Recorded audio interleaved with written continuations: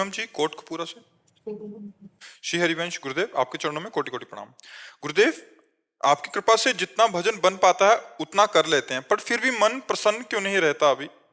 जब तक हमारे हृदय में मलिनता है, पाप है, कामना है, वासना है, तब तक प्रसन्नता नहीं आती। प्रसन्नता तो ब्रह्मभूत होने पे आती है, भगवत साक्षात्कार होने पर। ब्रह्मभूता प्रसन्नात्मा न शोचति न कांक्षति समा सर्वेषु भूतेषु मद भक्तिम लभते पराम। जब सर्वत्र अपने प्रभु का ज्ञान हो जाता है और निरंतर बिना किसी कामना के भगवत अखंड स्मृति चलती है, तब वो प्रसन्नता आती है। वो एक बार आती है प्रसन्नता, तो जीवन में कभी जाती नहीं। कोई दुख उस प्रसन्नता को बाधित नहीं कर सकता। इसलिए खूब भजन करो। अभी जलन हो, अशांति हो, आनंद ना मिले, मन ना लगे, इसकी परवाह मत करो। भजन करते जाओ, ये सब क्षीण होता चला जाएगा और आप आगे बढ़कर उस आनंद को, उस प्रसन्नता को प्राप्त होंगी जो संत महापुरुषों को प्राप्त होती है। और उसी आनंद के बल से बड़े बड़े कष्टों को सहते हुए, मुस्कुराते हुए जीवन व्यतीत करते हैं। तो नाम जप का प्रभाव आएगा, पर पहले पापों का नाश करेगा, पाप की प्रवृत्ति का नाश करेगा, मलिन वासना कामना का नाश करेगा। अनर्थ निवृत्ति के बाद ही हमें सत्संग का रंग, भगवत नाम का रंग, और फिर जब हमारा भाव बनता है तब आनंद की प्राप्ति होती है। इसलिए सब बन जाएगा, तुम्हें चिंता नहीं करनी। भाव कुभाव अनख आलसहु नाम जपत मंगल दिश दसहु। जपते जाओ, आनंद की अनुभूति हो जाएगी। जैसे कई दिनों का भूखा आदमी हो और उसे 2-4 कवल पवा कर रोक दिया जाए तो भूख की जलन बढ़ जाएगी। ऐसे ही हम बहुत जन्मों से भगवान से बिछुरे हैं, अभी थोड़ा भजन करते हैं तो अभी जलन शांत नहीं होगी। और जब वही आदमी आज पेट हो जाए अच्छे से तो उसको फिर स्वाद आने लगता है कि खीर कैसी, पूड़ी कैसी, कचौड़ी कैसी। भूखे आदमी को स्वाद नहीं, पहले पेट भरना होता है। हम लोगों को पहले नाम जप एकत्रित करना है। राधा राधा राधा राधा राधा राधा राम कृष्ण हरि, जो नाम प्रिय लगे। जब नाम रूपी धन एकत्रित हो जाएगा तब स्वाद आएगा, क्योंकि सब पाप नष्ट हो जाएंगे, हृदय निर्मल हो जाएगा। तो फिर हमें पहचान क्या हो कि उतना नाम जप हमारे अंदर आ गया। जब नाम जपते जपते रोमांच होने लगे, वो आंसू बहने लगे और विचार के, कोई विचार नहीं पर हमें रोना आ रहा है, तो आप जान लो हृदय निर्मल हो रहा है। अब हमारे अंदर आनंद आने वाला है। अब आनंद अश्रुओं से अभिषिक्त कपोल भगवान के चिंतन में जब अंदर से आर्त भाव से रुदन करते, तो भगवान कृपा करके हृदय में स्वयं प्रकाशित होते हैं, आनंद रूप से, प्रसन्नता रूप से। और वो अखंड होती है, वो किसी घटना, किसी द्वंद्व में बाधित नहीं होती है। इसीलिए वो भक्त द्वंद्वातीत हो जाता है, गुणातीत हो जाता है। राम मोहन शर्मा जी विदिशा से।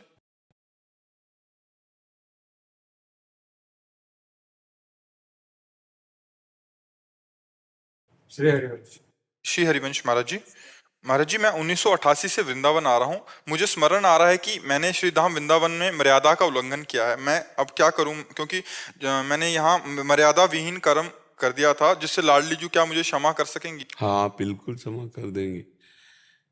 वृंदावनी प्रभाव सुन अपनो ही गुण देत, जैसे बालक मलिन को मात गोद भर लेत।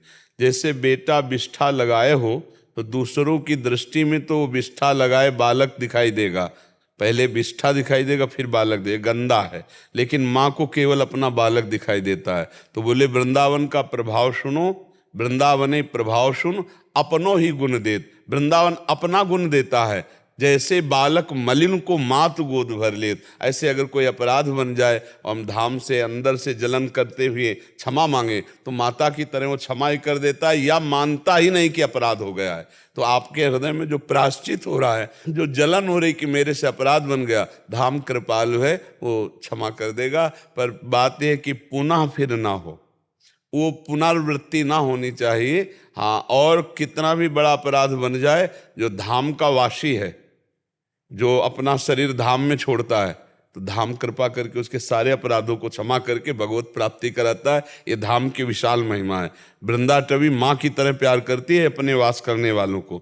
हाँ, वृंदावनी प्रभाव सुन अपनो ही गुण देत, जैसे बालक मलिन को मात गोद भर ले। तो जो अपराध बन गया उसके लिए जो जलन हो रही, जो पश्चाताप हो रहा है, यही उसका प्रायश्चित है, और ये अपने आप नष्ट हो जाएगा। आपको उसकी चिंता नहीं करनी, पर पुनरावृत्ति ना हो धाम में, ये बस ध्यान रखने की बात है। हर्षवर्धन सिंह जी गुजरात से। जी हरिवंश महाराज जी, आपके चरणों में दंडवत प्रणाम।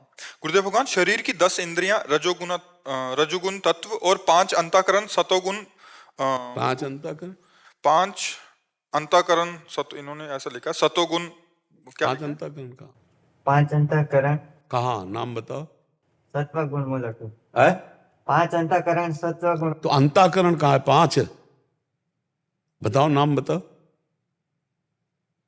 5 अंतःकरण थोड़ा, अंतःकरण चतुष्टय है, 4 है, मन बुद्धि चित्त अहंकार, अंतःकरण 4 है, 5 ज्ञानेंद्रियां हैं, 5 कर्मेंद्रियां हैं, 3 गुण हैं, सतोगुण रजोगुण तमोगुण। कहना क्या चाहते हो? ये कह रहे हैं कि जब ये इंद्रियां और अंतःकरण माइक हैं और भगवान तो माया से परे हैं, तो इस माइक अंतःकरण से प्रभु का आश्रय कैसे लें महाराज जी? देखो, माइक माया में लगाने के कारण है, नहीं तुम्हें गीता का श्लोक नहीं याद? इंद्रियाणाम मनस्यास्मि, इंद्रियों में मैं मन हूं, और विभूतियों में पढ़ो मैं ही इंद्रियां हूं, मैं ही त्रिगुण माया हूं, जो सतोगुण रजोगुण तमोगुण मैं ही हूं। पढ़ के तो देखो विभूतियां। जब तुम माया को देखोगे तो माया दिखाई देंगे, और जब कृष्ण की तरफ चलोगे तो ये सब कृष्णमय है, ये सब कृष्ण स्वरूप है। बच्चा जब सृष्टि नहीं थी तो केवल प्रभु थे, और जब सृष्टि नहीं रहेगी तो केवल प्रभु रहेंगे। तो बीच में क्या है? प्रभु ही तो प्रभु है ना। यही बात समझाने के लिए 2 विभाग किए गए, पहला है और दूसरा नहीं। तो जिसमें हम फंसे हैं उसमें पहले उसे अन्वय व्यतिरेक कहते हैं। तो व्यतिरेक माने नहीं, ये नहीं, ये नहीं, और जब हम हटाते हटाते आ जाते है, और जब वहां है में बैठकर देखते हैं तो सब कुछ है। जैसे ब्रह्मसूत्र कहते हैं कि ब्रह्म सत्यम जगन मिथ्या, कहते हैं ना, उसको मिथ्या को हटाते चले जाओ, और जब गुरु प्रसाद से है तत्व ब्रह्म तत्व का अनुभव होगा तो फिर वही कहते हैं सर्वम खलमिदम ब्रह्म ने नानास्ति किंचन, ब्रह्म के सिवा कुछ है नहीं, किंचन मात्र, केवल वही ब्रह्म ही ब्रह्म है। तो बच्चा, ये इंद्रियां, ये मन, सब कुछ भगवान ही हैं, पर जब तक माया का चिंतन, माया में चिंतन, भोग में चिंतन, कामना में, तब तक इनको हटाने की बात कि इनको अपना मत मानो। इनको 2 मार्ग हैं, इनके साक्षी बनो तो ज्ञान मार्ग में जाओ, और इन्हें भगवान में लगा दो तो भक्ति मार्ग में चले जाओ। और जब भगवान में लगाई जाती है तो भगवान में हो जाती है। जैसे अगर ना समझ पाओ, लोहा है, जब उसे आग में रखते हैं तो आग में हो जाता है कि नहीं हो जाता? और बिष्ठा आग में रख दें तो वो भी आग में हो जाएगा, चंदन रख दें तो वो भी आग में, क्योंकि आग अपना स्वरूप उसे प्रदान करती है। ऐसे इंद्रियां मन जब भगवान में लगती है तो सब भगवत स्वरूप हो जाते हैं, क्योंकि भगवान अपना स्वरूप उसी को दे देते हैं। अब मन मन नहीं, बुद्धि बुद्धि नहीं, चित्त चित्त नहीं, अहम अहम नहीं, श्री कृष्ण। भक्त का मन श्री कृष्ण, भक्त का चित्त श्री कृष्ण, भक्त का अहम श्री कृष्ण, और भक्त की बुद्धि श्री कृष्ण, पूरा अंतःकरण श्री कृष्ण। अब गुणों का प्रभाव नहीं, अब श्री कृष्ण का प्रभाव चलेगा। वही सतोगुण, वही रजोगुण, वही तमोगुण जो माया के हैं, जब हम भगवान में लगते हैं तो गुणातीत होकर सब भगवत स्वरूप हो जाते हैं। भगवान में लगने से, चूंकि भगवान ही पहले थे, भगवान ही बाद में रहेंगे, तो बीच में जो कुछ है वो सब भगवान बने हुए हैं। इसी को जानने के लिए 2 विभाग किया गया, एक नहीं है और एक है।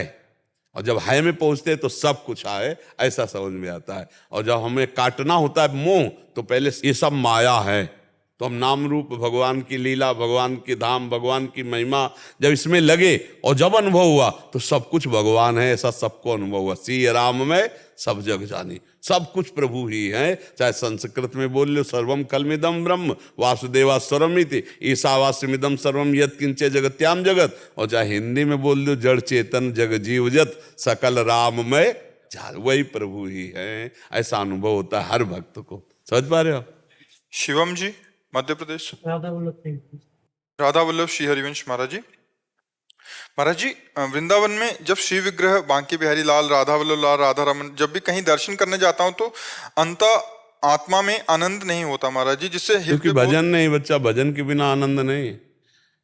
बढ़िया बात कह रहे हो, कहीं भी चले जाओ आनंद होगा जब अपने हृदय में भजन होगा, भजन नहीं तो आनंद नहीं। अच्छा, बिहारी जी, राधा रमन जी, राधा वल्लभ जी, ये कोई मूर्ति नहीं बच्चा, ये साक्षात प्रिया प्रीतम बने हैं। ये कहीं जयपुर से बन के नहीं आए, यही वृंदावन से स्वयं प्रकट, स्वयं बाके बिहारी जू श्यामा कुंज बिहारी स्वयं मूर्तिमान है। लेकिन हमारे भजन न होने के कारण हमको देखो उनके पास भी आनंद नहीं मिलता। इसीलिए हम कहते भजन करो, कहीं भाग के चले जाओ, भजन नहीं है तो तुम्हें आनंद नहीं मिलेगा, शांति नहीं मिलेगी। आनंद और शांति यहाँ है तो बाजार में घूम आओ, तुम शांत ही रहोगे, आनंदित रहोगे।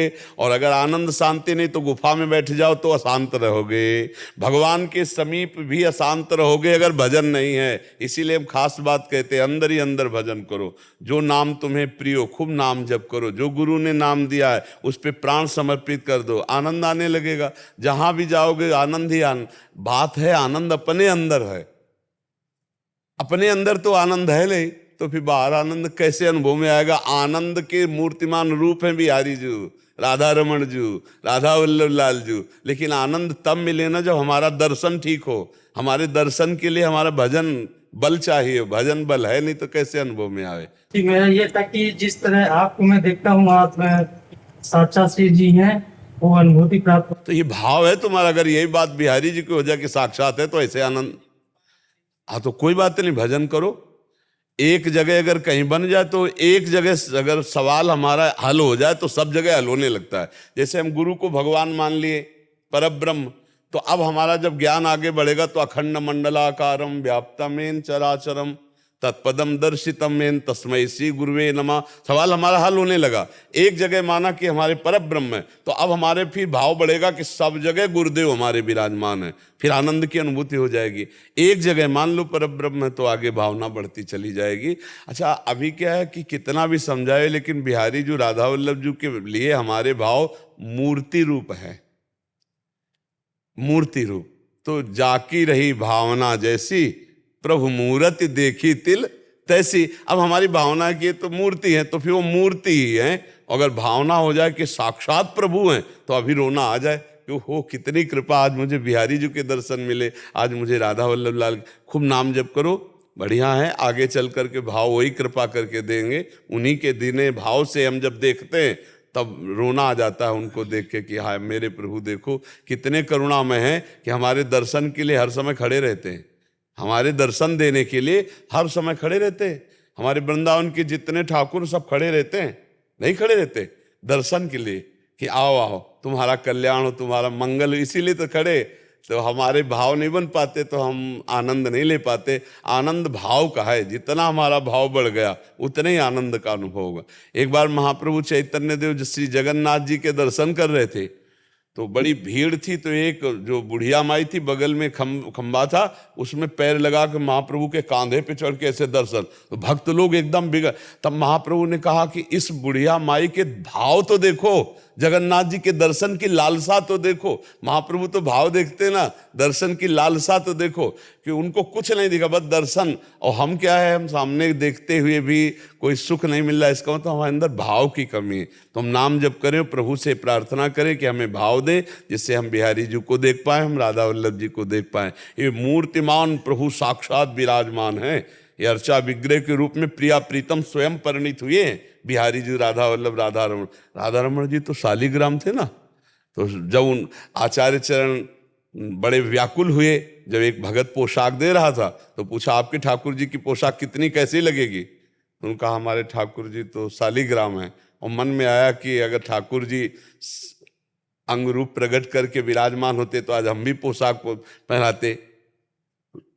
देखा जब श्री ठाकुर जी को उठा ले गए तो शालिग्राम की जगह राधा रमण जी महाराज विराजमान थे। ये साक्षात। ऐसे ही निधिवन राज में श्री स्वामी हरिदास जी रोज दंडवत करके ऐसे गान पद किया करते थे। तो विट्ठल विपुल देव जी ने कहा कि प्रभु इधर तो उनका देखो वो रंग भवन है, इसमें देखो प्रिया प्रीतम विराट। तो देखा साक्षात। अब जब कहा देखो तो दृष्टि भी प्रदान की ना, प्रिया प्रीतम।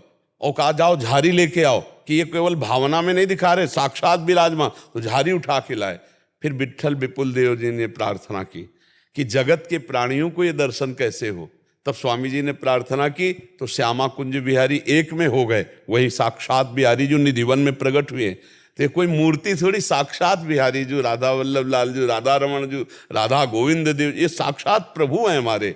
अब देखो, हमको अपने प्रभु को देखने में भी सुख नहीं मिलता, क्योंकि हमारा हृदय मलिन है, हमारे नेत्रों में अभी वो भाव नहीं जागृत है। हमारे कहीं ना कहीं हृदय के कोने में बैठा ये तो मूर्ति है। मान लो इधर देख रहे हो तो लग रहा है चैतन्य रूप में विराजमान है, वो तो मूर्ति। तो जैसी हम भावना करेंगे वैसे ही प्रभु हमें दर्शन देते हैं, वैसे ही हमें अनुभव कराते हैं। वो मूर्ति ने साक्षात विराजमान है। गुरु जी, एक हमारे मन में संदेह है, हमारे मन में संदेह है गुरु जी। अब हमारी एक बात सुन लो, जो तुम्हें गुरुजी ने नाम दिया है उसमें विश्वास है कि नहीं? विश्वास है गुरु जी। तो आप संदेह मत करो। संदेह के लिए अवसर नहीं है। संशयात्मा विनश्यति। आप शब्द को समझिए। साधन और इष्ट के नाम पर संदेह शब्द हटा दीजिए। कोई कृष्ण जपता है, कोई राम जपता है, कोई शिव जपता है, कोई हरि जपता है, कोई वाहिगुरु जपता है। सबके वही परमात्म तत्व, दूसरा नहीं। लेकिन हमको जो गुरुदेव ने दिया है हम उसी का जप करते हैं। हम वही जपते हैं गुरु जी। हमारा ये प्रश्न है, जैसे कृष्ण नाम में जो अड़ है, अड़ कोई उच्चारण नहीं करता, अलग जगह न उच्चारण करता। असली बात, आप दोष दर्शन क्यों करते हैं? हम आपसे पूछ रहे हैं। आप साधु होकर दोष दर्शन हम व्याकरण में जाते हैं गुरु जी ना। आप अपने को देखिए, आप छात्र को समझाइए, पर आप जपने वालों के प्रति दोष दर्शन क्यों कर रहे हैं? आपके छात्र हो, उनको आप समझाइए, आप स्वयं शुद्ध जपिए। लेकिन अगर भक्त कन्हुआ बोल दे ना तो उतने में वो प्रसन्न हो जाते हैं। कन्हुआ बोल दे, आप समझ रहे हो ना? ये तो भाव की बात हो गई गुरु जी ना। तो वो कृष्ण नहीं उच्चारण कर पा रहा, अगर किशन कहता है तो वो बढ़िया भगवान की प्राप्ति कर लेगा, क्योंकि भगवान जान रहे उसको पुकार रहे हैं। और अगर आप गलती करोगे तो आपको नहीं मिलेंगे, क्योंकि आप व्याकरण पढ़ रहे हो और वो व्याकरण नहीं पढ़े और किशन किशन किशन बोले, उसको भगवत प्राप्ति हो जाएगी। क्योंकि वो उतनी ही योग्यता से वो केवल भगवान को पुकार रहा है। भगवान जान रहे मेरा नाम ले रहा है। भगवान ये बातें व्याकरणाचार्यों के ऊपर देखते हैं कि तुम वेद पढ़े हो, तुम शास्त्र पढ़े हो, तुम त्रुटि कैसे कर रहे हो। अगर एक आदमी ना कृष्णो कृष्णो कृष्णो ऐसे बोले ना तो उसमें भगवान प्रसन्न हो जाएंगे। आपको चाहिए कि अपने व्याकरण और विद्वता का प्रयोग अपनी सुधार में करें और आपके अंडर में जो साधक हों उनको सुधार करें। लेकिन जो भोले भाले नाम जप कर रहे हैं उन पर दोष दर्शन न करें, क्योंकि भगवान उतनी ही पुकार से उसको मिल जाएंगे और आपको नहीं मिलेंगे, क्योंकि आप विद्वान हो। आपको वैसे ही चलना पड़ेगा, तो बिल्कुल शुद्ध बोलना पड़ेगा। और वो अशुद्ध बोल रहा है तो उसे भगवान मिल जाए। कर्माबाई बिना स्नान के खिचड़ी बना के खवाती थी, भगवान पाते थे ना के कह दो भाव। तो आप क्या जानते हो किशन किशन कर रहा, उसका अंदर कितना का भाव है? आप इस बात को समझिए। एक नंग धड़ंग यमुना के किनारे हमारे वृंदावन में रहते और राजकुमारी राजकुमार, राजकुमारी राजकुमार। आप लोग तो जानते होंगे ब्रजवासी, राजकुमारी राजकुमार। कैसे जानोगे किसके भाव को? अगर वो किशन किशन बोल रहा है तो भगवान देख रहे हैं कि मेरे लिए बोल रहा है। दोष दर्शन करोगे तो आपकी बुद्धि भजन से रहित हो जाएगी। गुरु जी, हम आपको किसी शास्त्र से कम नहीं समझते। हमारे गुरु जी हमारे लिए भगवान है। रही बात, हम आपको किसी शास्त्र से कम नहीं समझते। आपका निकला हुआ शब्द हम उसको यहाँ रखते हैं। तो अड़ा की जगह अगर हम ना बोल रहे हैं, सही है ना? ब्रज में णा का प्रयोग है, नहीं ना है ना। जैसे शरण, जहां भी शब्द आएगा वहां णा की जगह ना आएगा। अभी ब्रज भाषा को आपने समझा नहीं। जितने पद हैं आचार्यों के, अधिकतर ना का प्रयोग हुआ है।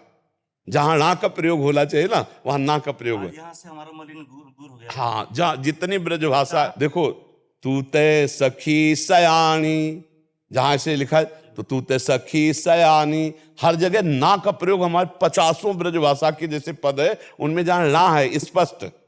जैसे अगर ब्रजभाषा का पद वृंदावन दास जी लिख रहे हो, नारायण शब्द भगवान का नाम है, तो नारायण बोले, नारायण, नारायण नहीं बोले, नारायण बोले। तो अगर ये बोल रहे हैं कृष्ण कृष्ण कृष्ण और है कृष्ण और कृष्ण बोल रहे हैं तो ब्रज भाषा में कृष्ण वही माना जाएगा। तो ना शब्द जो है हमारी ब्रज भाषा में ना हटा करके ना बोला गया है। बोल कृष्ण कन्हैया लाल की जय, ऐसे जैसे बोलते हैं ना, तो ये ब्रजवासी भाषा है। इसमें ना का प्रयोग बहुत किया गया है। ना शब्द की जगह यहाँ ना का प्रयोग किया गया है। हाँ, अब जैसे एक पद में है, शुद्ध शब्द है राधा रमण, और राधा रमन सकल सुख धामा। अपने खेलत रास रसिक ब्रजमंडन, ज्योतिनंस दिए भुजदंडन, जैसे हरिवंश मगन मन श्यामा, और राधा रवन सकल सुखदामा। राधा रवन सकल सुखदामा। और शुद्ध शब्द है, अगर उसमें उच्चारण करते हैं राधा रमण, राधा रमन और राधा रमन, राधा रमन। णा को हटा के ना, ब्रजभाषा में ना का ही प्रयोग। तो हमें चाहिए कि जो अगर ना भी बोल रहे तो हमें पता है कि कृष्ण बोल रहे। अब शुद्ध शब्द में है कृष्ण, कृष्ण। कृष्ण कृष्ण कृष्ण कृष्ण। और जब हम इसी में फंसे थे गुरु। हाँ, और जब हमारे ब्रजवासी या ब्रज भाषा के अंदर तो कृष्ण, एक कृष्ण णा का प्रयोग नहीं, हजारों जगह हम दिखा सकते हैं आपको, हजारों जगह जहां णा की जगह ना का प्रयोग किया गया है, तो इसको हटाओ। हाँ, और संदेह शब्द उपासना में मत करना।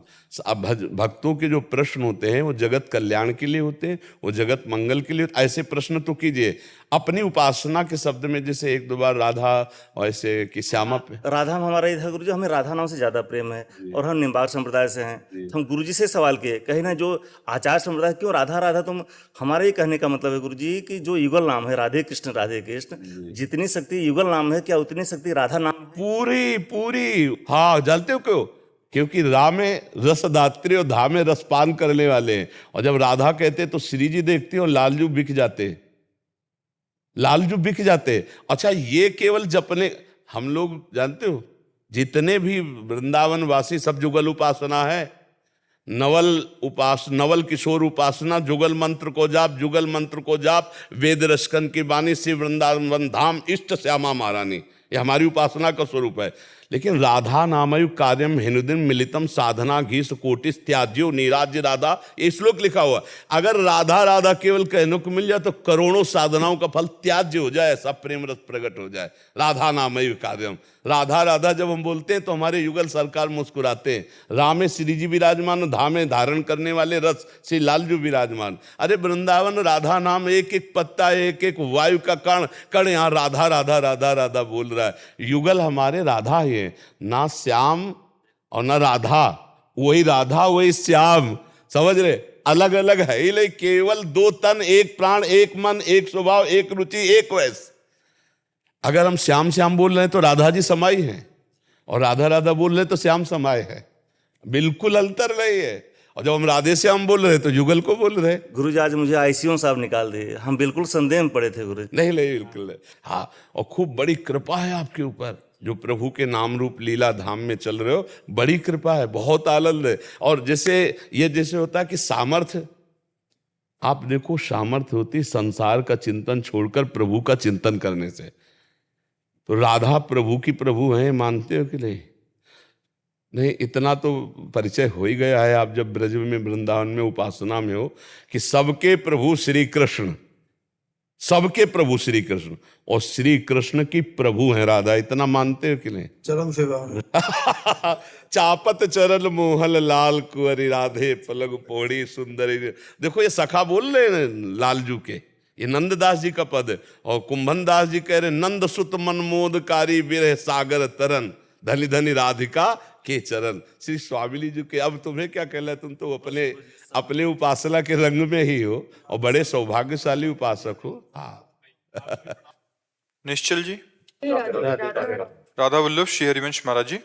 महाराज जी, अगर हम भक्ति पथ पर हैं, भक्ति करने की विधि कर रहे हैं और उसमें जो भी क्रियाएं हैं उन्हें भी करने का प्रयत्न कर रहे हैं और भक्ति के उस स्तर तक नहीं पहुंचते, तो क्या हमें भगवत प्राप्ति नहीं होगी या कब होगी? वैसे पहली बात तो ये कि जब हम सही ढंग से चलेंगे, सही रास्ते में चलेंगे तो मंजिल क्यों नहीं मिल जाएगी।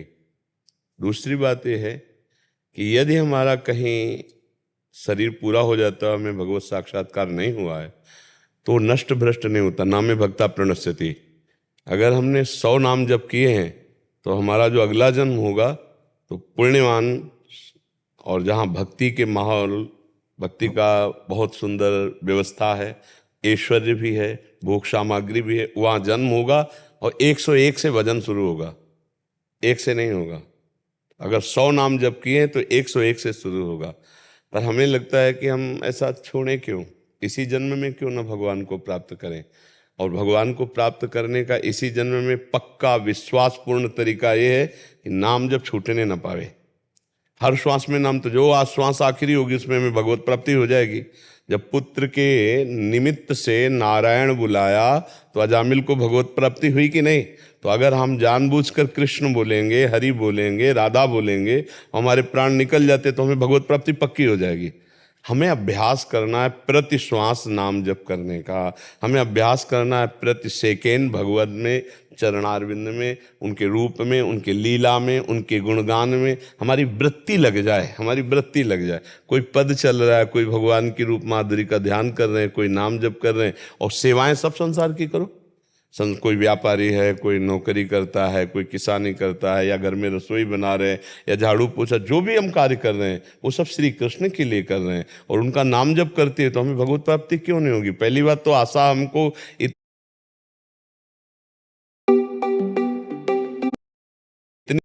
दृढ़ रखी है कि इसी जन्म में भगवत प्राप्ति होनी है, हमें आगे के लिए